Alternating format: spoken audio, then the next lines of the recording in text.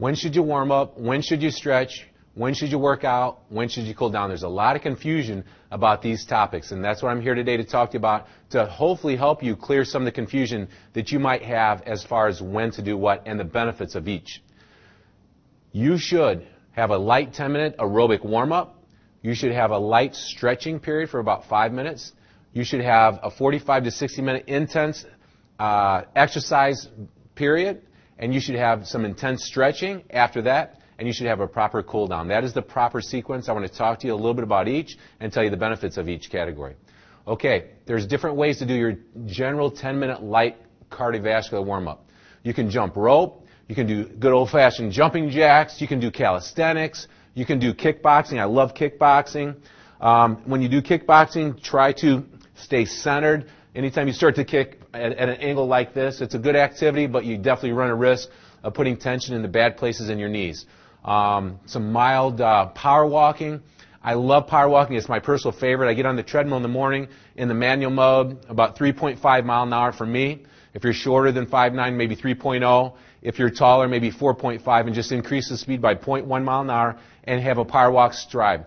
Power walk stride feels awkward at first if you've never done it before, but the 3 technique reminders would be stand tall, a soldier posture, lean back, and long stride challenge with your legs, keeping your legs nice and stiff. That's pretty much the power walk stride techniques. 10 minutes of that is my favorite way to warm up. I do my goal setting. I clear my head. I do a little deep breathing while I'm doing that. The benefits of the 10-minute warm-up, whether you use the power walk or jumping jacks or jump rope, is that it warms your core body temperature up. You get a little bit more warm. You start to get blood flow. You start to clear your head, and you start to focus on the task at hand, and that is getting intense and exercising in a little bit. So the 10-minute warm-up is vitally important. It is the transition from sleeping in the morning and getting into intense activity. It makes everything more safe. It's very important, especially as you get in your 30s, 40s, and 50s, and our body becomes a little bit more tight and a little bit dry, less lubricated. Do not skip the warm-up. It's very important. After the warm-up, whether you use the power walking technique that I suggested or the other ones, then it's time to do some light stretching, okay? And that would just be calisthenic type stretching that you used to do in PE class, arm circles, rotations, backwards, just some light stretching. Reach over, cross your body like this. Let your air out.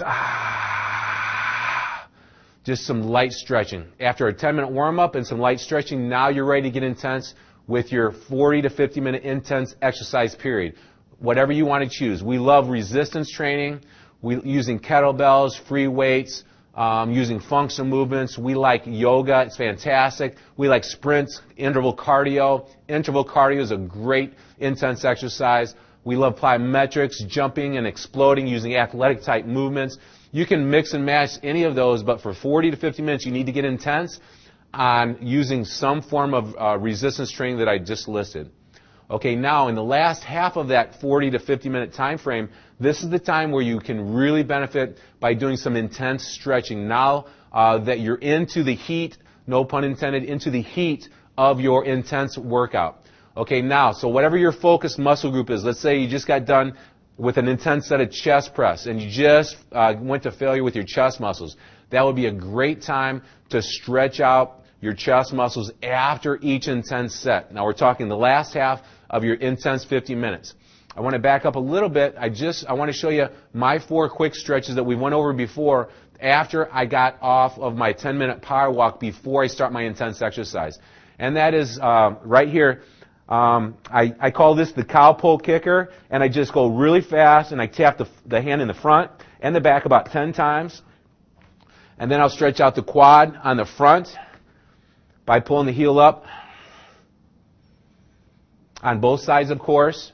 And then after that, I go into the glute and the hamstring and the side thigh muscles by putting my ankle right on my knee. And I push this knee down.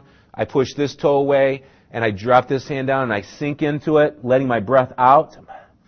You want to make each stretch about 4 to 5 seconds.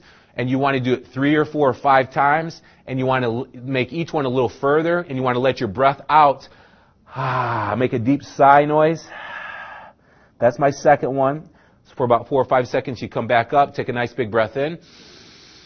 And exhale. And go a little further on each one. That is a fantastic glute bun stretch, hip rotator stretch. It's amazing. So again, it's 4 or 5 stretches, 4 or 5 seconds per stretch, taking each one a little bit further and letting your breath out into the stretch to intensify the stretch and try to relax, making a nice deep sigh, relaxing noise which relaxes your mind and your inside and allows your muscles to loosen up and get more of a benefit out of the stretch.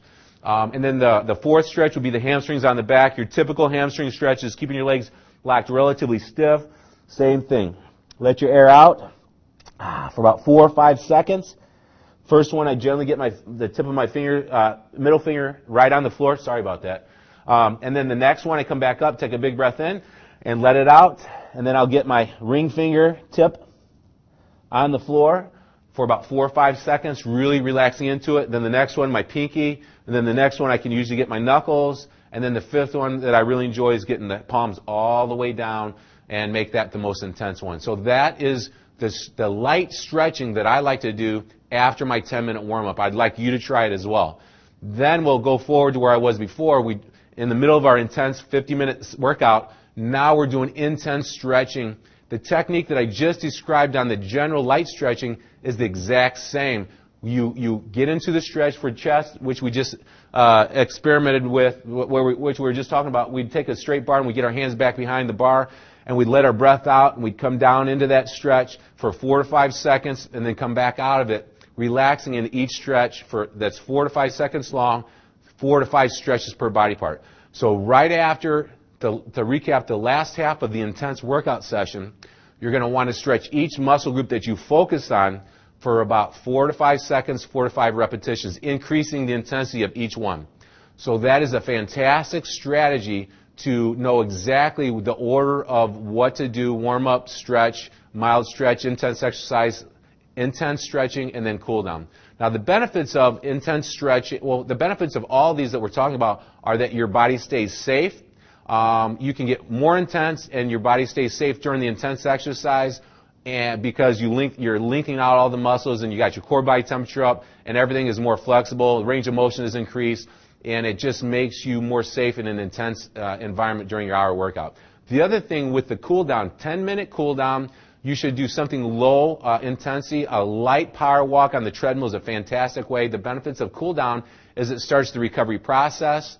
It starts to get fresh blood in the muscles that you just worked. It starts to bring your heart rate down. It brings your breathing back down to normal. It helps you come back down to homeostasis or normality.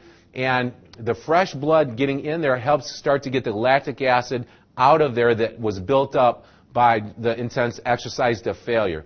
And also the fresh blood brings oxygen. It brings a lot of things, a lot of materials into that area to help the recovery process start immediately. Getting the lactic acid out and starting to repair the tiny micro tears that were caused. That's what you want during the intense exercise.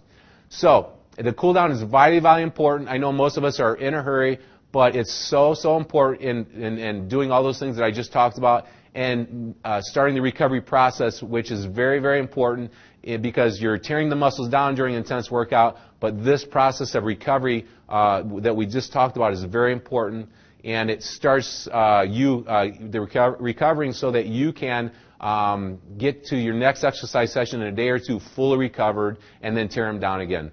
So again, that's it. To recap, make sure you get a 10-minute mild warm-up. You get a light stretching, an intense workout session for 15 minutes, some intense stretching, and a proper cool down. There you go. Now you have some tools to make it happen. You have the power to change.